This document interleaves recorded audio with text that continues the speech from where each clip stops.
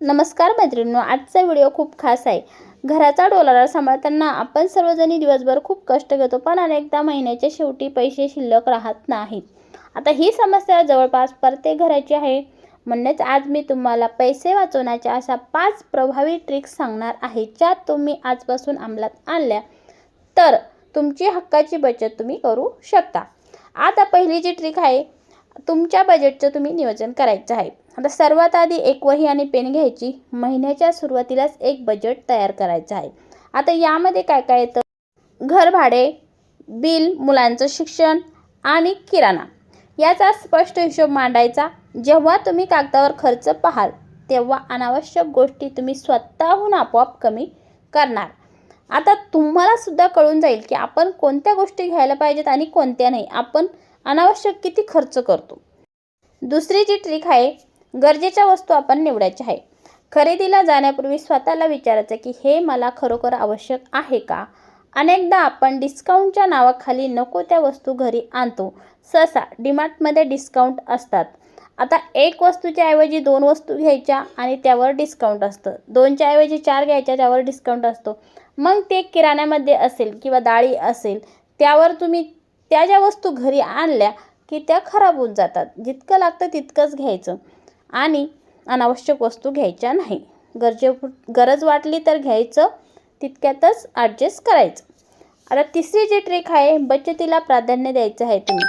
आपण सहसा खर्च करून उरलेले पैसे वाचवतो, पण ही पद्धत चुकीची आहे। पगार किंवा उत्पन्न हातात येताच किमान 10 ते 20% त्यातली रक्कम जी आहे ती अगोदरच वेगळी काढून घ्यायची आहे, वेगळी दुसऱ्या खात्यामध्ये ट्रान्सफर करायची आहे आणि उरलेल्या पैशामध्येच घर चालवायचं आहे।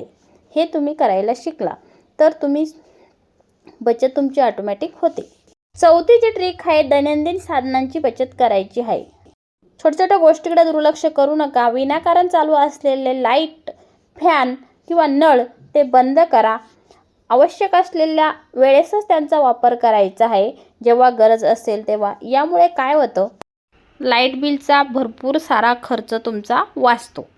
तर आपण काय करायचं, जेवणाचं सुद्धा जितकं आपल्याला अन्न हवं आहे तितकंच तुम्ही शिजवायचं आहे।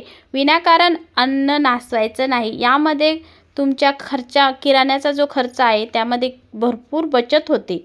आता 5वी जी ट्रिक आहे, स्मार्ट किराणा खरेदी। महिन्याचा किराणा घेताना नेहमी यादी करूनच जा। जाहिरातींना बळी न पडता आपल्या साध्या बाजारातून तुम्ही बाजार घ्यायचा आहे।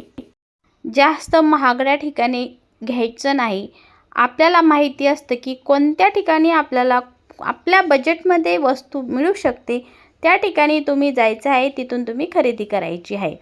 आता यामध्ये तुम्ही रियूजसुद्धा करायला शिकायचं आहे। ज्या जुन्या वस्तू असतात घरामध्ये त्याचा पुनर्वापर करायचा, किंवा तुम्ही एखादी कला शिकायची आहे त्यातून तुम्ही रियूज करू शकता तुमच्या घरामध्ये सजावटीच्या वस्तू किंवा कोणतंही असं।